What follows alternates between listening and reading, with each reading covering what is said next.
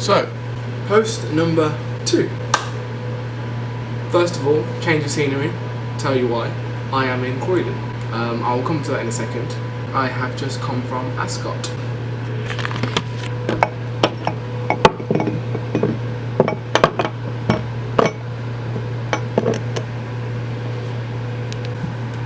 Okay, so if anyone saw my Twitter, or anyone saw my WordPress, I was in Ascot this last weekend. I was there for the King George races, and I want to say that it was a lot of fun. If anyone saw my last post, I told you that it wasn't my thing historically, but it was a present. It's very easy to see the recent controversy when it comes to horse racing. I mean, you've got the Grand National every year. Now the Grand National is a huge event. If we remove it just being an event in regards to British history, if we remove it just being an event that people love going to, there is a lot of money involved. I mean, it's always the case with betting and horse racing and the controversy around horse racing. Lots of money comes a lot of corruption. If anyone has been following the news, the Godolphin, I think that's how you say it, very recently being given a ban, a quite lengthy ban. Let me just try and break up things. So let me go tell you about my experience yesterday. So it was sunny, helped. Being someone who's not from a horsey background in any shape or form, I really enjoyed it. I really did enjoy it. It was something new. £10 or £7 for a chicken wrap. I don't remember enjoying that moment too well. Apart from that, it was a lot of fun. We saw a lot of races. We saw all the races. I bet on all of them. I lost on all of them. Awkward records broken. The track was extremely fast. See, Ascot is just huge. We had these premier admission tickets, and we went around and kind of elevated ourselves, and we had special access to certain areas. It was something I would definitely consider doing again, and would recommend doing for kind of a day out. The flip side, it was flat racing season. People who know horses, flat racing season means there's no jumps. It's very basic, and it means that the element of risk for the horses when it comes to the obstacles and danger they will be under quite objectively is low. But there were no accidents. There was no problem regards to anything really. There was no accidents, and I don't want to try to be anthropomorphic. Now, anthropomorphic is that when you apply human emotions or to other things, as in a horse. So human emotions can't apply to horse emotions, for example. I'll try and put something in the bottom, a quick definition, but from what I could tell, the horses did really seem to enjoy racing. As minimal as my history with horses is, the idea that they are not enjoying what they are doing is slightly askew of what the truth is. The horses really did seem to thrive on racing.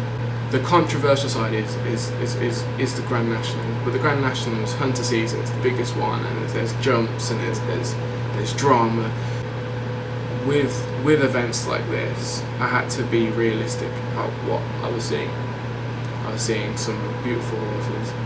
I was seeing some very talented jockeys. But I was also witnessing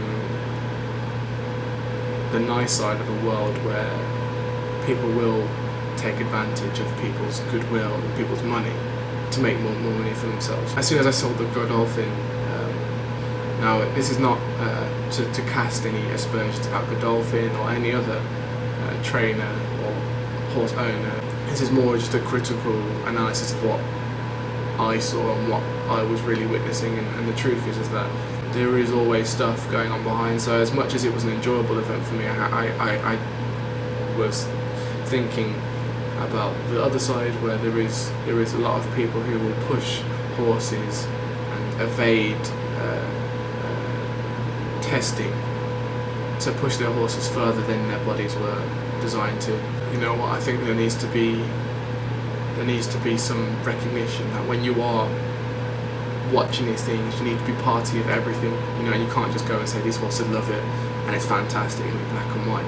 You need to appreciate that a lot of the horses that you will see, or some of the horses you will see, some of them will be picked up and some of them won't. In a bigger picture with sport, we have people, the cheating, the athletics, and athletes all over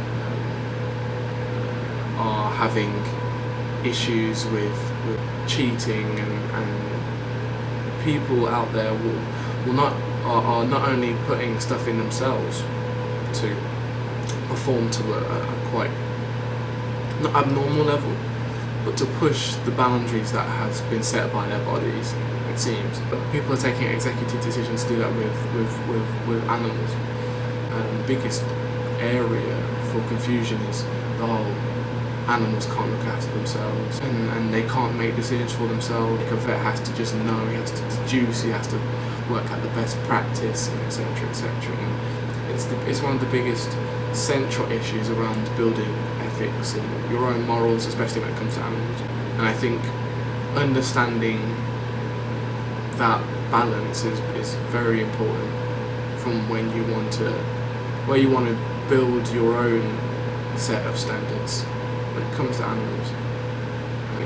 In general, it goes to show that when people are put in a position of pressure to perform, they will take their chances, and I think that's just not something which is to do with just horses, it's to do with being human. But I did really enjoy it, and one can only hope someone out there will come up with something which is even more thorough than the system they have today. And it's an improvement on what we have today.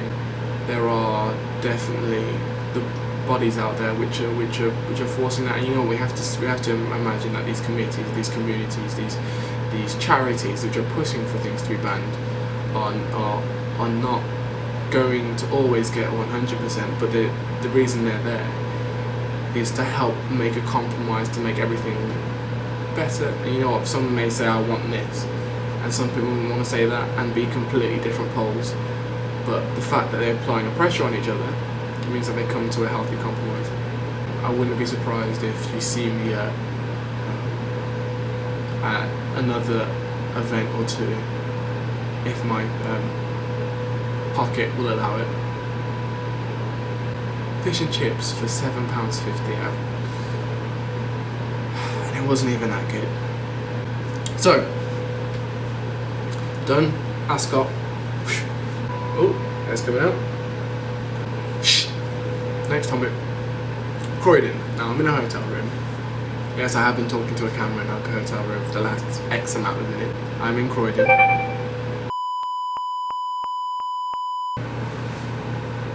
So. Hello.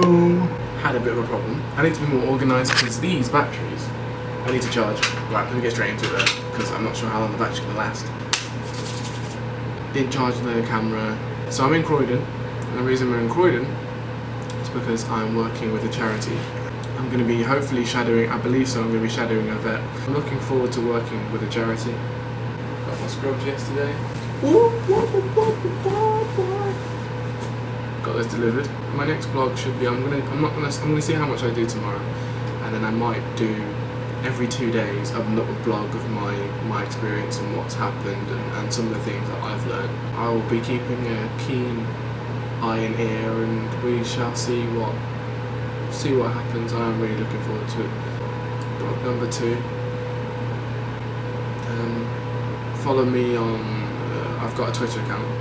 It's called Dready Vet, and then there's dreadyvet.wordpress.com for written. And yeah. Okay, so that's it. Subscribe, like, comment, any of the things that other YouTubers do.